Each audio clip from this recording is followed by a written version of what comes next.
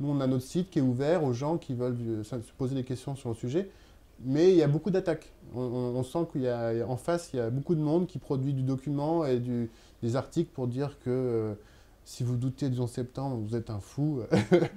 Et les points Godwin partent à tout va, hein. Ça, c'est assez drôle d'ailleurs. Mais bon. On est assez peu, enfin, c'est assez rare qu'on parle de nous directement. On parle des gens du 11 septembre. Nanana.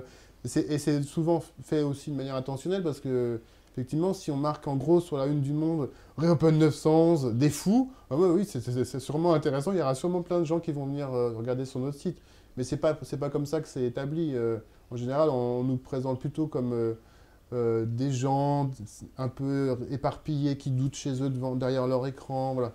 Donc on n'est pas dans une posture où les médias nous font vraiment de la publicité. Non, la plus grande publicité qu'on nous fait, c'est simplement d'évoquer le fait qu'il y a des éléments tellement problématiques que tout le monde, va dire, tout un chacun est à même de douter sur le 11 septembre.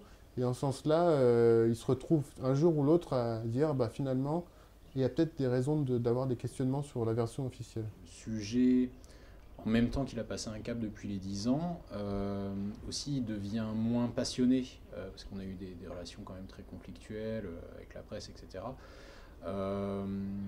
Mais le fait que le sujet devienne maintenant de l'histoire, il permet d'être regardé d'un autre œil, et les gens, je pense que petit à petit, vont se replonger dedans, comme aujourd'hui on se replonge sur des événements d'histoire qu'on n'a peut-être pas creusé dans le vif au départ.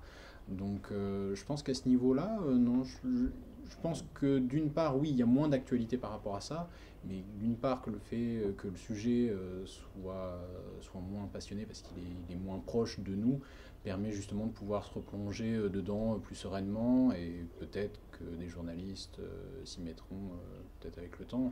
Souvent, pendant des périodes comme pour les anniversaires ou des choses comme ça, les gens reviennent sur le sujet automatiquement.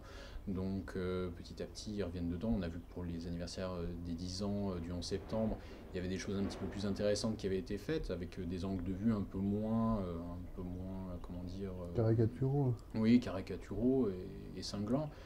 Alors, les thèses officielles, ça sera de toute façon, ce n'est pas fermé, sur le plan de la réflexion publique, ce n'est pas fermé. Il y a toujours des réflexions. L'attentat contre Abraham Lincoln continue à susciter des interrogations. Il continue à y avoir des livres, des réflexions sur le sujet. Donc on peut penser que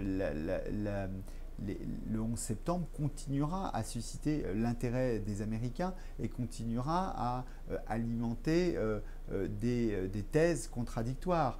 Alors la question d'une enquête officielle, en revanche, là, elle se pose de savoir quels sont les documents qu'on n'aurait pas encore eus, quelles sont les enquêtes qu'on n'aurait pas encore fait.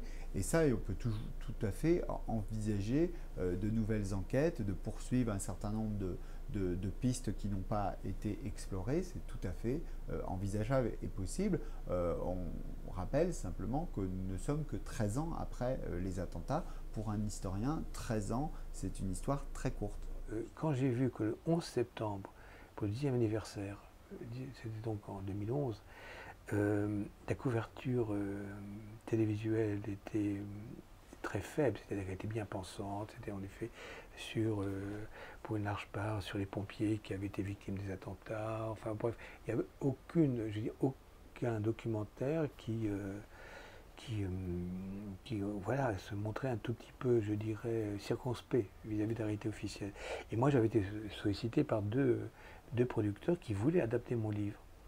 Et on avait avancé considérablement, on était allé très loin, puisqu'on avait même trouvé un réalisateur, et au dernier moment, France 2, qui était le commanditaire officieux, mais qui était prêt à s'engager, a fait marche arrière.